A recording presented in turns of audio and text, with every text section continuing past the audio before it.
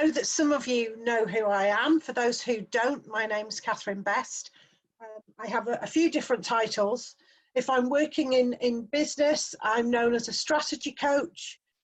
My main work is around being an emotional well-being specialist. I've been doing this work since 2013, so 7 years now. I really love what I do.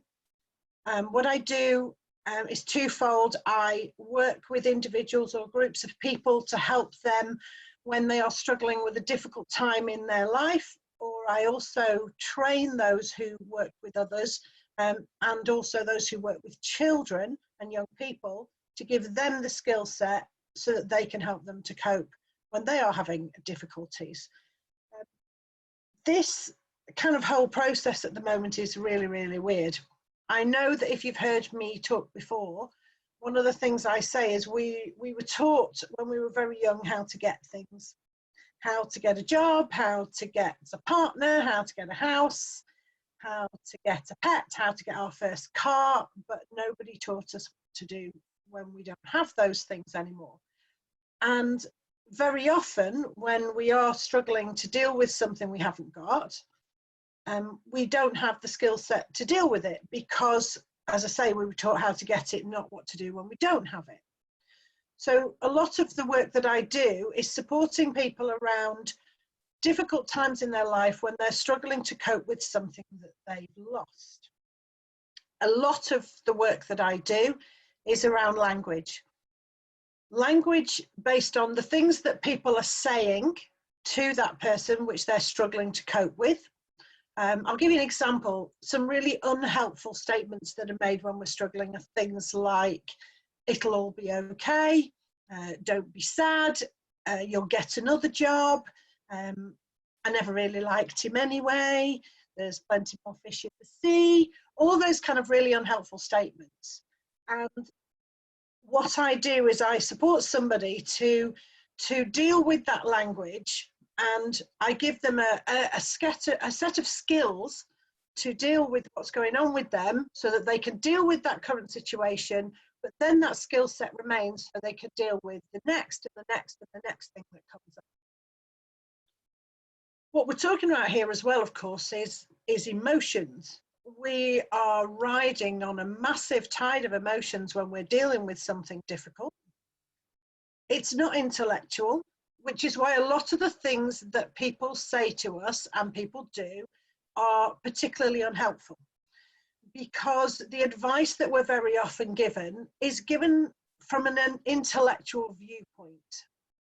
So saying to somebody when they're struggling, don't be sad, you'll get another job, intellectually that's perfectly accurate, but emotionally it's useless, because inside we're probably screaming, well, I like the job I had, I didn't want to leave it anyway, and I was quite happy where I was, thank you very much. But what we tend to do is we smile and we say thank you, yes, I'm doing fine, thank you. So that's kind of the stuff that I do, and the way that I work is helping people in those situations. Now, I know that what I said I was going to talk about today was taking back control. That might sound a bit strong. It might sound a bit like a cure-all. It's absolutely not.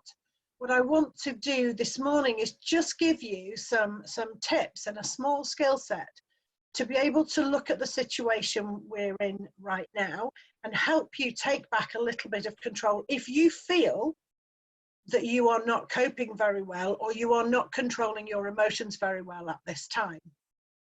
That's not to say that you won't feel sad at the moment, and there won't be things that will overwhelm you. This is about feeling like you can cope and you can deal with what's going on.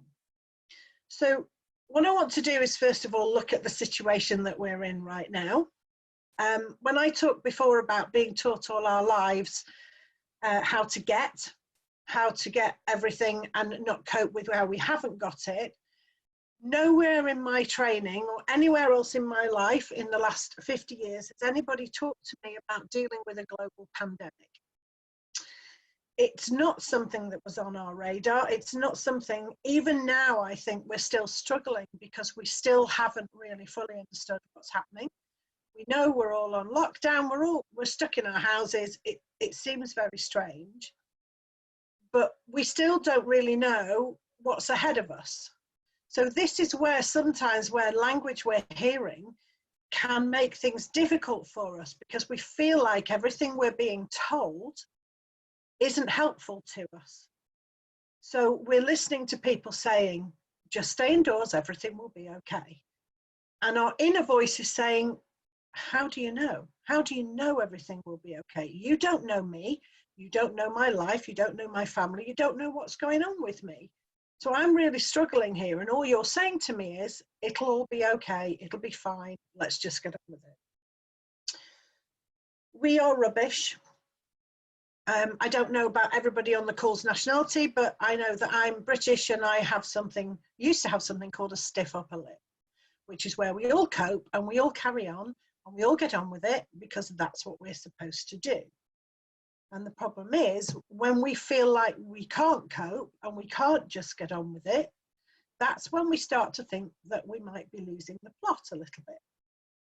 And we might be thinking, well, maybe this is not normal because everybody else is saying that they are enjoying Netflix and they're living in the pajamas, they're drinking wine. And what I'm doing is I've eaten 15 packets of digestives this morning and I've cried since I woke up and I haven't even got matching pajamas on and I haven't worn underwear for at least 4 days. It's about perspective. It's about us and about how we're coping and what we're doing with it. So this whole process that we are living in is absolutely massive when we look at the perspective of loss. And when we lose something, we then go through a process called grief. So actually right now, every single person in the world is dealing with grief on a massive scale. If you just sit and think for 10 seconds, what is it that you have lost right now? I know I'm very lucky. I'm working really hard at the moment and things are busy for me, but I've lost my family time. I see my family at least once a week. I've lost friendships because although I'm still connecting with people, I'm not seeing people. Maybe you've lost something, and it sounds very basic, something you really enjoy eating that actually isn't available in the supermarket right now. Even pasta. You know, for a lot of people, I spoke to somebody the other day who said to me, I live on pasta, I can't buy pasta, I feel like my life's ended. Isn't that stupid? No, it's not stupid, because this is about what's normal to us, and right now, nothing is normal. And this is where our emotions take over.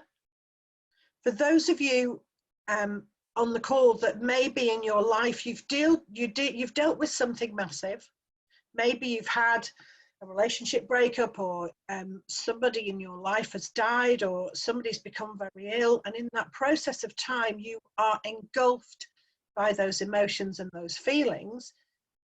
The problem is right now everybody is. Everybody's engulfed in this. So normally what I'd say to people is when you're struggling, people talk about being strong. It's one of my pet hates. Being strong is rubbish when you're struggling. You can't be strong. But what I always suggest to people is look for somebody in your life who isn't directly involved in the event that you're going through and lean on them for support. They're the ones who can be strong for you right now. But of course, in this situation, we're all going through this together. So it can be really difficult to find somebody or to feel like we want to put our feelings onto somebody else. So I think this is a very, very unusual situation. And it can be very, very difficult. Dawn's put on here about not being able to spend time with her brother. Absolutely. I would imagine he's really struggling to cope. One of the reasons being that you are understanding the situation, but he maybe doesn't fully understand why we're all going through what we're going through. Rachel, are you happy to share your post? So Rachel's put on that her dad's been in hospital for 11 days without visitors. She can't visit her mum who's struggling on her own. This is just a massively difficult time. My advice to you in this situation right now with the people that you're dealing with is always remember to be emotionally honest. So certainly for Dawn, be emotionally honest. Don't say we'll all be able to go out in 3 weeks' time, because we actually don't know. And certainly for those who struggle to understand, and for children as well, this time's very uncertain, and the last thing they need is somebody giving them advice and guidance that actually turns out not to be true. So your note to self, whoever you're talking to, whether you're talking to yourself or whether you're talking to somebody else, is be emotionally honest.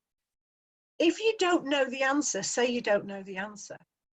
If a child says to you, or a young person says to you, can we go and see Granny next week? The answer to that is, I have no idea. I hope we can, but we don't actually know how long this is going to last for.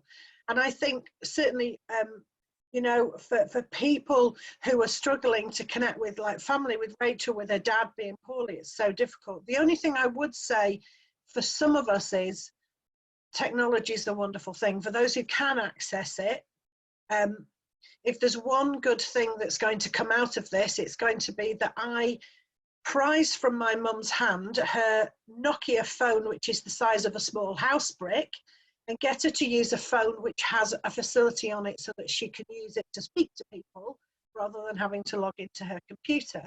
Because we're all missing people, some more than others. When people are poorly, it's very, very difficult, especially when all you want to do is be there physically for that person, hold the hand, give them a hug, all those things that we are not allowed to do at the moment. So certainly when we're talking to people, remember to be emotionally honest. Don't say anything that isn't true. And if you really don't know what to say that. Joey's put about not being able to attend a friend's mum's funeral. It's really difficult in these situations for people who are dealing with people who are dying, or funerals taking place and people not being able to take part. Being there in person is always the best thing. We know that, but let's go for second best right now. You know, give them a call, give them a face-to-face call if you can. I don't believe that, you know, in this situation, somebody wouldn't appreciate a face-to-face phone call. I know from my experience, I use Zoom all day, every day with my job, and this is far better than speaking to somebody on the telephone, because you can at least see that person. You can see how they are coping. If you ring somebody and you say, how are you today? And they go, yeah, I'm fine.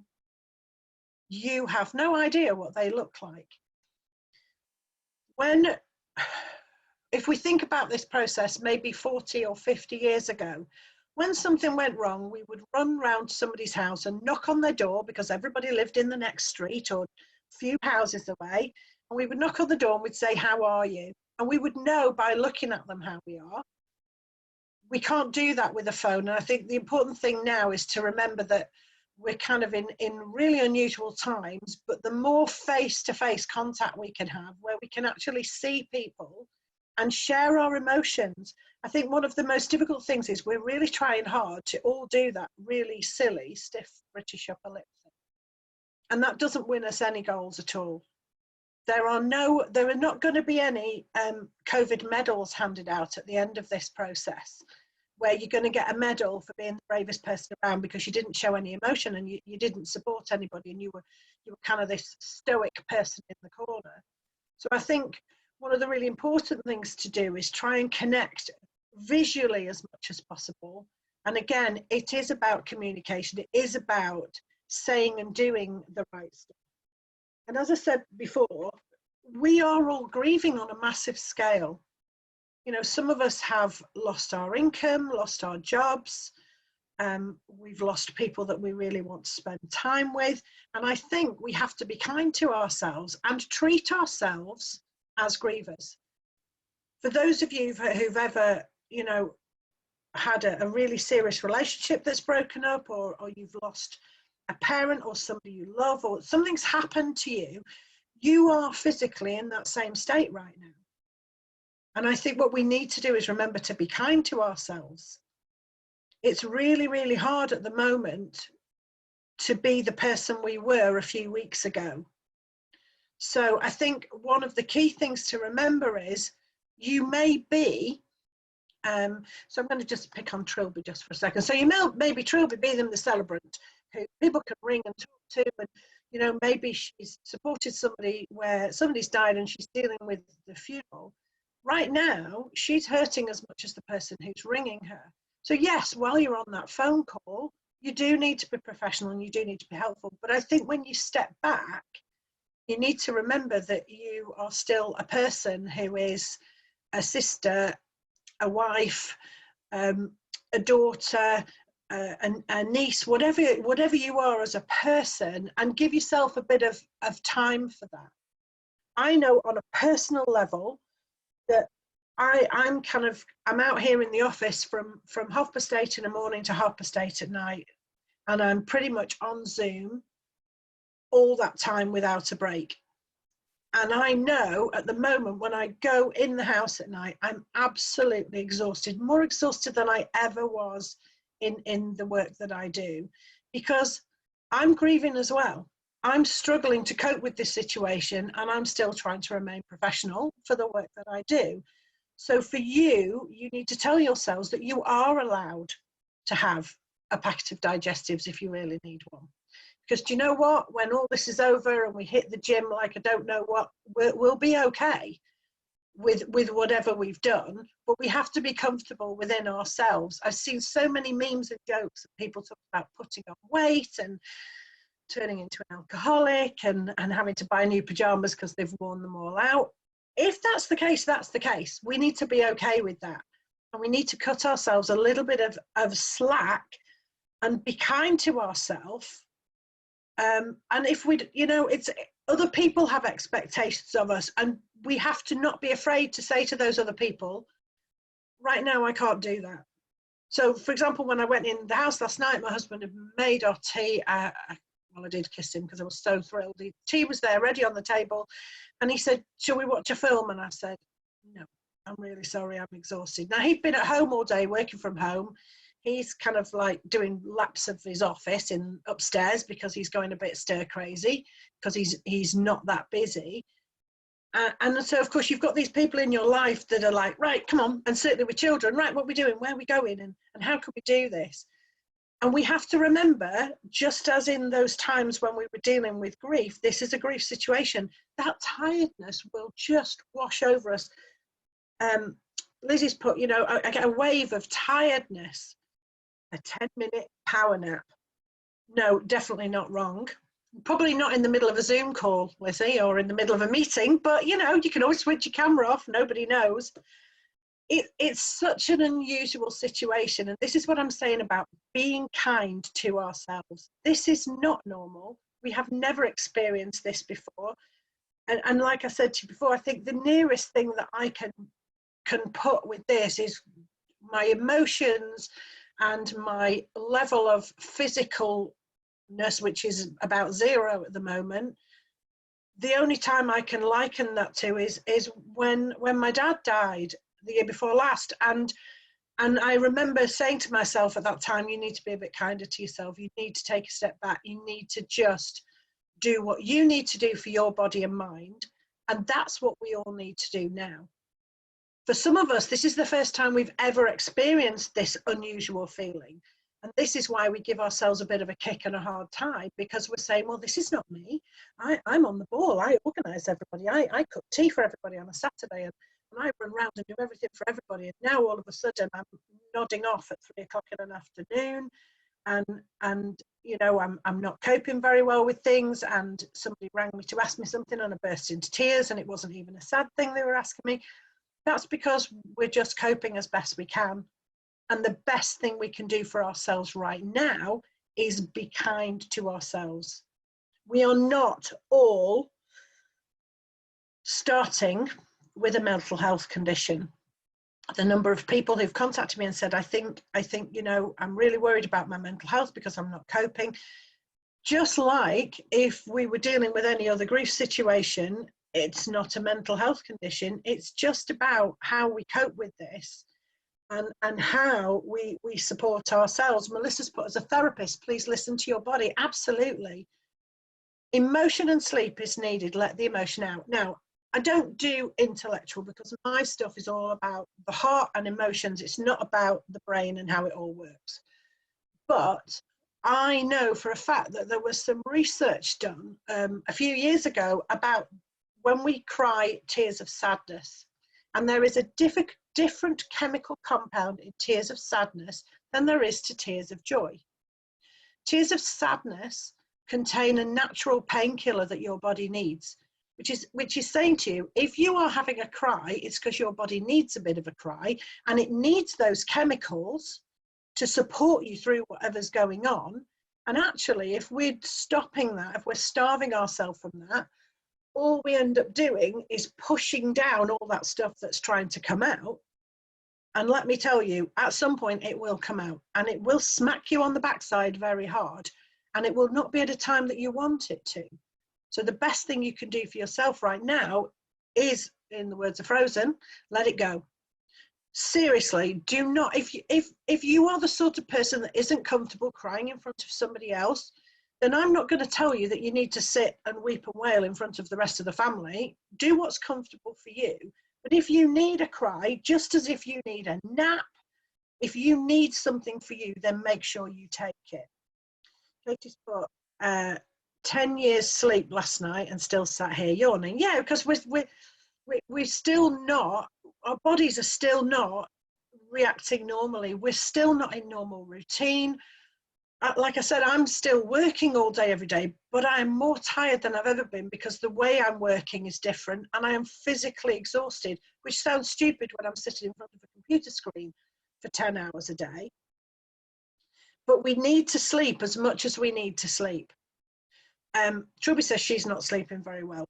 Yeah, I'm with you on that one. I am. In fact, last night was horrendous because I've got two things going on today, this and something else, which, you know, are slightly different for me. And so my brain was kicking in.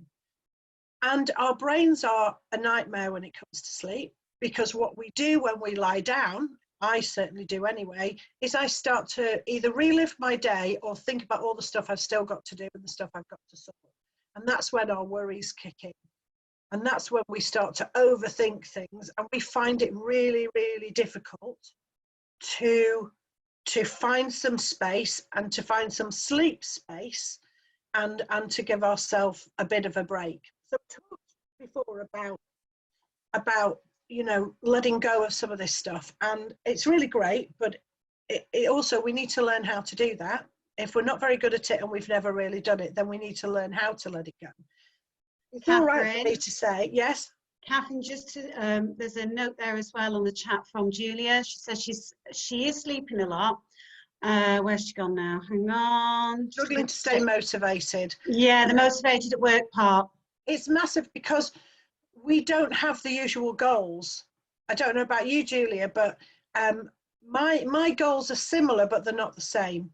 And when you are trying to engage with people who are not particularly engaging because their goals are not the same as yours, it's really, really difficult to have the kind of the wherewithal to say, right, I'm going to get up and I'm going to get dressed and I'm going to do all this and I'm going to work a day because I need to, when actually we think, actually, I don't need to. And I can only engage people for so long. And how long am I going to be doing this for?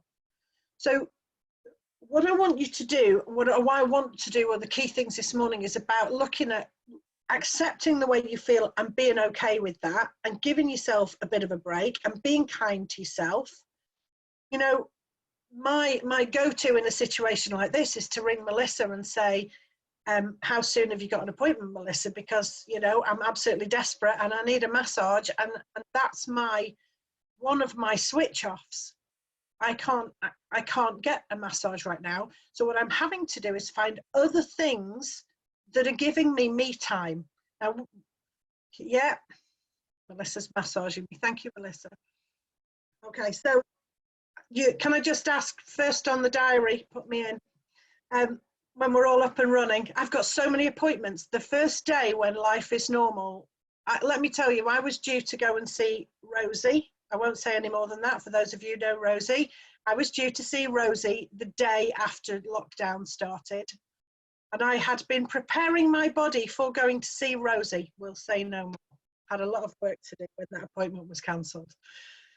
So this is about taking back control. There's a saying, and I was trying to remember it this morning, about letting go of the things that you can't change and changing the things that you can. I think it's something like let go of what you can change, accept the things you can't, and have the knowledge to know the difference. So this is all very personal. I'm not going to sit here and give you a list of things that you can't control and can control, because for every single one of us, that's different. You know, Rachel's dealing with the situation at the moment with her dad being poorly. You know, other people are doing stuff that's different. So this is about you, and you have to make this personal to you. So let's talk about letting go of what we can't control. A lot of this is down to taking responsibility. And that might sound a bit harsh. And I apologize if anything I say in the next 20 minutes you don't agree with, or you think I'm being a bit hard on you.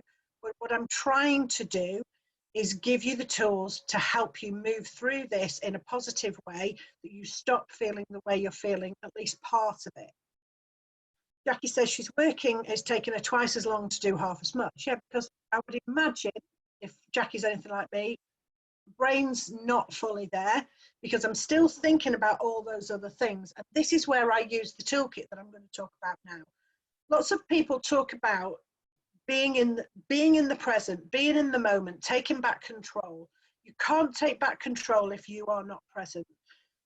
So the control thing comes from taking responsibility. You have to be responsible for yourself. You cannot be responsible for anybody else. So I can't say to somebody, well, you need your husband not to do that because I can see that's making you unhappy, or you need to tell this person not to do that. It's not going to work. This is about you. You can only control you and take responsibility for yourself. And what I'm asking you to do is take a minimum of 1% responsibility for the way you feel. If you are sitting sobbing all the time because you cannot control your feelings, then you need to say to yourself, actually, who is in control here? I'm in control. So I might have a cry because I've got to the end of a day and I've had enough, and my computer's crashed 3 times and everything's not worked and I'm absolutely exhausted. So I might have a cry. So we're not talking about that. What we're talking about is when you feel that you are just crying all the time and you can't control that, or something, you are doing something all the time and you are not in control. What we have to do is acknowledge that we are 100% responsible for the way we feel. We may all have somebody in our life who makes us happy or makes us sad, but actually the person who's in control of that is us. I'll give you an example. If you were getting, oh, this is a random one, let's say getting out of your car, you won't be getting out of your car. Let's say you open the front door to take 2 minutes fresh air, and somebody walks past your house and says, really don't like that top, it does nothing for you. You'd be like, what? Okay, bye, shut the door. That person is a random person, you have no idea who they are, and you think they're a bit weird for shouting that they don't like your top. Now imagine you're on Zoom with one of your nearest and dearest, and that person says to you, oh, Catherine, I really don't like that top you're wearing, it really does nothing for you. Immediately you think more deeply about it, because this is somebody you care for and they have now impacted the way you feel. But once again, you could say, what?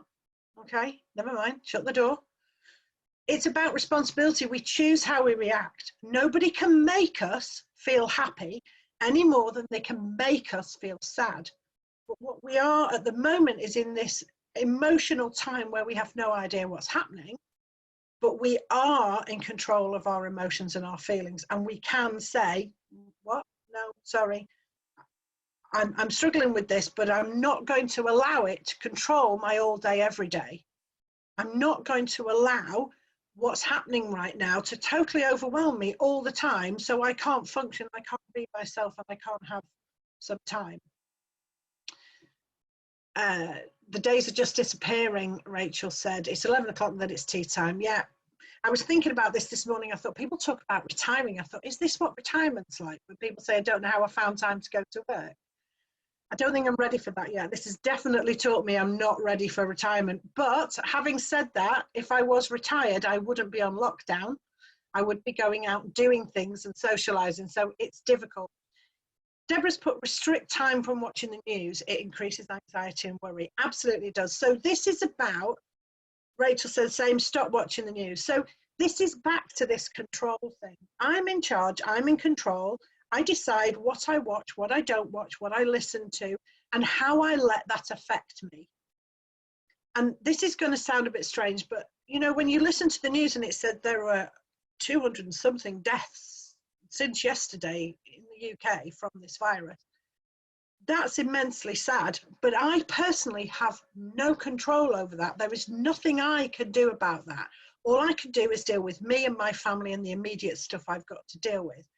So it's about taking back control and deciding what we can deal with and what we can't. The thing about present moment, lots of people talk about, you know, being in the present moment, and there are lots of different techniques for that. I only know the technique that I use, and I find it really useful. And being present moment is about sitting right here now, right now, and dealing with what I can deal with right here, right now. I have worries, I have fears, I have things going on in my life that I can't control. I could sit here and bore you and list them all for you, but there's no point. You all have your own. But what you could do is look at those things that are in your control and decide how you deal with them. So I'll give you an example. My mum I see very regularly. I haven't been able to see her. I can speak to her on the phone. It's not the same, but I know she's isolated. I know she's safe. I know she has what she needs in the way of food. And so right now, my mum does not need to be a worry. So I can take her out of that equation right now and deal with the things that I can deal with. I have family members who are frontline workers, immediate family members, and my concern is for them. But again, I cannot control what happens to them. I cannot control whether or not they become poorly or not. All I could do is be there for them when they want to talk, when they want to share some time. Quite a lot of the people that I'm speaking to at the moment are frontline workers, and all they are dealing with all day, every day is this situation. So actually, what they need is when they come home, they need somebody to talk to them about rubbish. Go and put a good session of Only Fools and Horses. That's the kind of thing.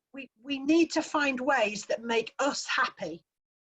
One of the things I do for me time, apart from massage, because I totally switch off, is I enjoy singing. When I am singing, I am in the present moment, because being in the present moment, if you can imagine, you've got two sides. You've got the past over here and the future over here. When our brain is constantly zapping back here to the past, things that have happened, people becoming ill, worrying about stuff that's already happened, we have no control over that whatsoever, absolutely none, because it's already happened. But I have to stop my brain from going back there in order to stay present. Then there's the other side where my brain is constantly flicking to the future, and all my future, just as yours, is what ifs. Even if somebody's poorly, we have no idea of the outcome. So the what ifs, all this stuff is stuff that we are imagining might happen, maybe based on the past. Oh, well, they've been ill and they've been this, or, well, you know, I was worried about them last week, so maybe next week. But we can't control what's happened any more than what we can control what's going to happen. So the only way that we can remain right here in this present moment is to shut those two off. And finding things that help us shut those off is what we need to be doing to give ourselves a little bit of me time. So for me, when I was having massage with Melissa, I couldn't worry about anything that had already happened. I wasn't going to think about the stuff that I needed to do next week. I lay on the couch, I closed my eyes, I listened to the music, I enjoyed the smell of the oil, and I enjoyed the massage. It may be an hour out of a whole week, but it was still me time. And what we're going to have to do is work really hard to find those little pockets for ourselves. And when we're struggling to cope with what's going on, we have to remember that that's our way of keeping ourselves present. Social media is very difficult. Yeah, it is really difficult. And this is why I'm saying you are in control. You have the choice. You have a remote control. Switch the television off. Worst case scenario, get up and put the button. Don't go. I've talked to a lot of people who've said they're coming off Facebook at the moment because for them, it's just a long stream of nonsense and stuff that isn't helpful. That's why I'm saying this is all personal to you. You have to do what's right for you. Truby's put, I agree, Catherine, singing is keeping me sane, definitely. Rachel, singing 2 hours, full belt to Adele. I hope you recorded that, Rachel. Was there wine involved or just, no, possibly? A little bit of milk, glass of milk. No, it's not good for singing. Don't drink milk. It's about finding your stuff. You know, maybe you've got something you've always wanted to do that you've never had the time to do, whether it's learn a language, learn to ballroom dance. We are so lucky. I watched something the other day. Deborah's put, she's working on her Eva entry. Go for it, Deborah. Think about the positives. I'm supposed to spend about a month of every year writing funding bids. I don't have the time to do them at the moment, but my goal is at some point in this process, I will find time to write some funding bids. For those of you who enjoy singing, yeah, join the choir. There are lots of choirs that have gone online. In fact, for me at the moment, the choir that I sing with is easier to access than it is my normal life because I don't have a drive. I don't have to get there, just go and log on, sing my heart out for an hour and a half, and then switch my computer off again. So this is about you finding ways to make sure that you find this time in the middle, that you can shut this off. And if you need more help this is going to sound a bit strange and it's absolutely not a sales pitch, but if you can't shut these off and you need some help, then contact me, because I will not get into this stuff on a Zoom chat. This is not about that. But if you need help because there's stuff here that is just flashing all the time and you can't switch it off, then contact me privately. But this is about finding that space, taking responsibility, taking back control and deciding, what can I do? What can I control? What can't I control? Because I can only deal with this stuff here, and finding time in the middle for some me time to be present for yourself, acknowledge your feelings. If you need a little cry, have a little cry. If you need a little sip of whatever it is you like, have a sip of whatever you like, because this is not normal times. But be kind to yourself, give yourself a bit of a break. You are not all going loopy, you are not all going mad. What you're experiencing is normal and natural in the light of something that we never ever thought of that we would ever have to do. Rachel's put, I'm thinking of writing a recipe book. Go for it, Rachel. All the stuff, there will be people sitting on this call now that have dreams about stuff that they never thought they were going to have. Stuff they've always wanted to do. Yes, okay, your holiday may be cancelled in the summer. You may have planned to do things that are not going to happen, but all you can do is control what is in your control. And as much as you can, try and stop worrying about the stuff that is out of your control.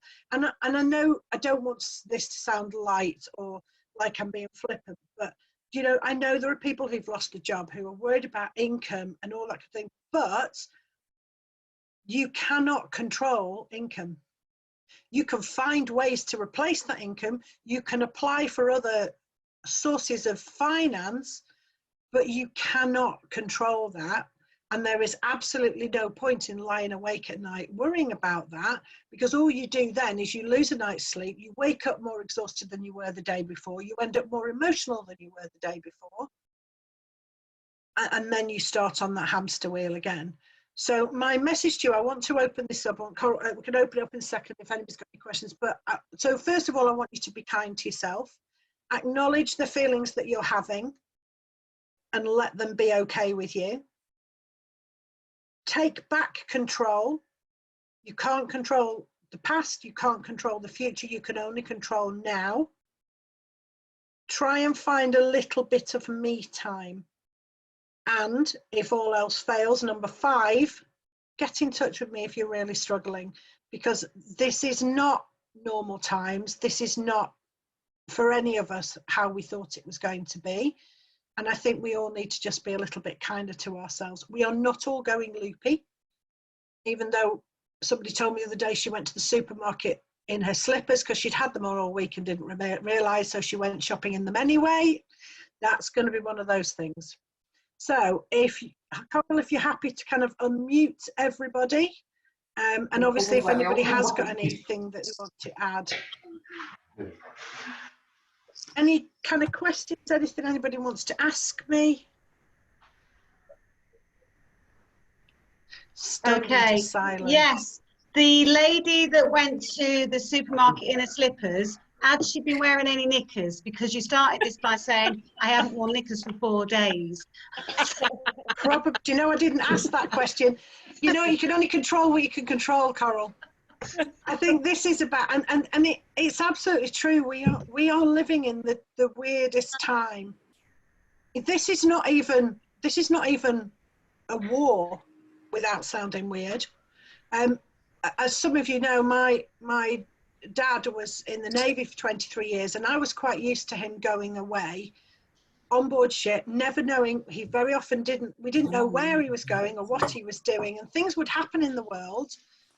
And I didn't know whether he was involved in that or not. But even that, again, there were some boundaries and some things that I was used to. This is not even out of a box we've even seen before. And I think one of the key things we need to do is just be a little bit kinder to ourselves. You know, I'm loving videos of people who shan't be named live on Facebook singing their hearts out with a glass of wine in their hands, like nothing matters. I don't mind admitting to you all, I'm a rubbish drinker. I don't drink very much because I just can't. I'm just useless. And on Friday last week, I went in after my week had finished. I was absolutely exhausted. I made the mistake of having, I thought was a couple of gins, and they weren't, because I wasn't pouring them.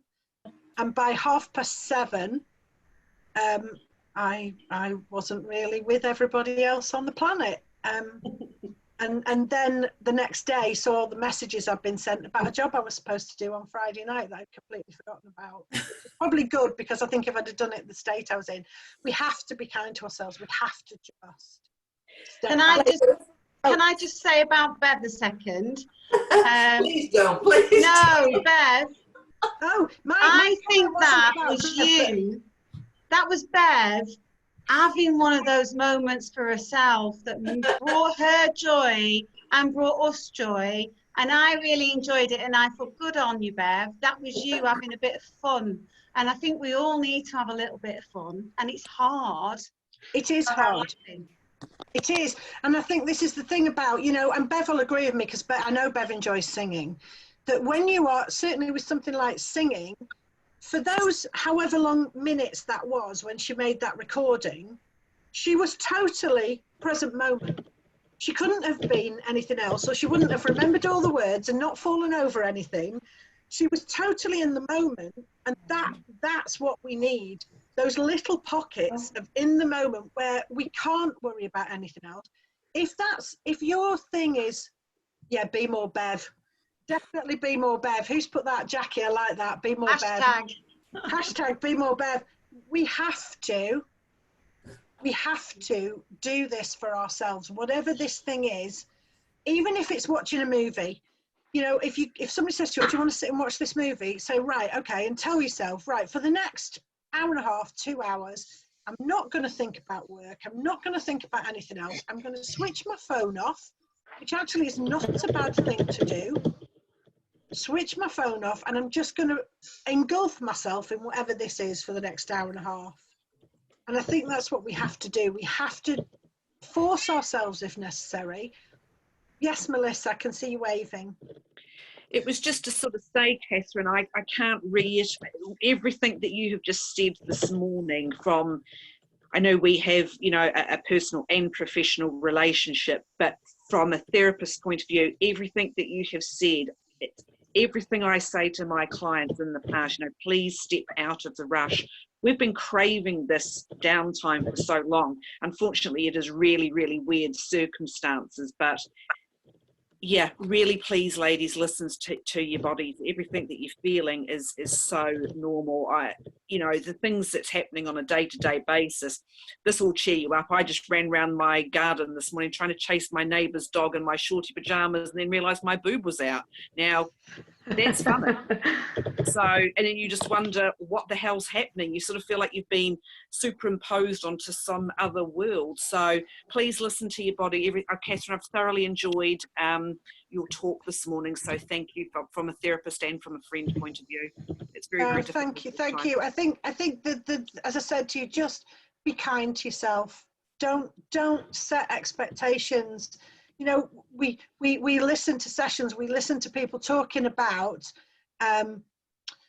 life goals. You know, what are your business goals for the next year?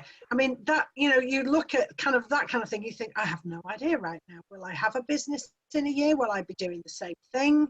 Will I be doing something totally different because this forced to change? Stop thinking a year ahead. Stop thinking a week ahead. Stop thinking about tomorrow, and find yourself a bit more present moment. Yes, as long as you've done everything you need to do and everybody around you is safe, there is nothing else you can do right now. So step back, take a bit of time, and be kind to yourself. Any other questions? Anybody? Well, Katie's gone to clean and clear up. You enjoy your cleaning, Katie? Coming back.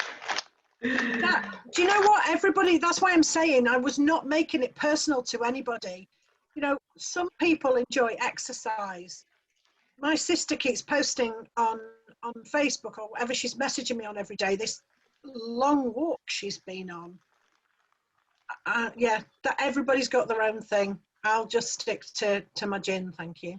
That'll do me. Everybody, each to their own, I think is the statement.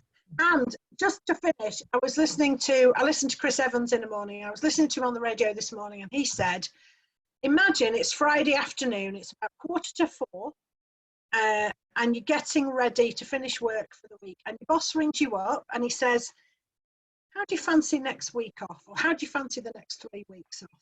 The only thing is, you're not allowed to go out. You can go for one walk or one bike ride a day. But apart from that, you're not allowed to go out unless for food shopping, and you have to spend the time with the immediate family or the people you live with in your home. Would you say yes or would you say no? I think most of us would jump at the thought of 2 or 3 weeks off, doing nothing. The problem is, because it's been done in this way, we're not looking at it in the same way. So it is about perspective. It is about taking back control and owning this. Own this time, make it yours, and be kind. Thank you all for listening to me rambling for the last 50 minutes. I hope you found it useful. Don't forget, you can connect with me one-to-one if you need any help. It'd be lovely to talk to you. Catherine, before you go, we're just going to do the smiley bit. And also, Okay. at the same time, ladies, you've got your reactions button at the bottom. So you can hit the reactions button. It's just like your emojis on your phone, and you can give Catherine a clap, or you can give her a thumbs up. So let's see some of those. And I'm going to do a quick smile.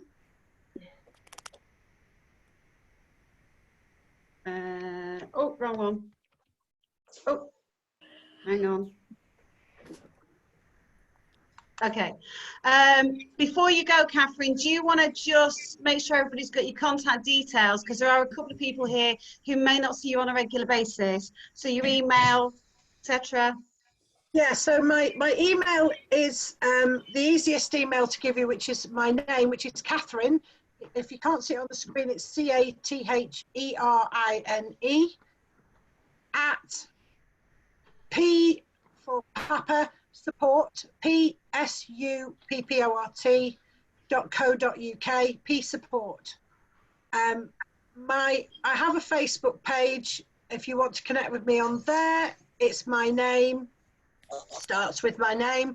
I'm happy to connect with anybody, certainly looking forwards for those of you who are involved in business of some kind. Don't forget, I'm there to support your colleagues and your co-workers and those you support your business. So if there's something I can do to help you at this time as well, maybe you manage a team of people and they're struggling as well and you want to do something like this for them, please just give me a shout. I'm happy to do another one of these if anybody would find it useful.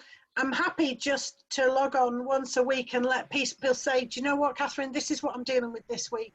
Can you give me some tips as to how to deal with it this week? Because it's unusual and I don't know what to do. As I say, if you want to make it private, please just message me privately and I will see you all very soon. Thank you.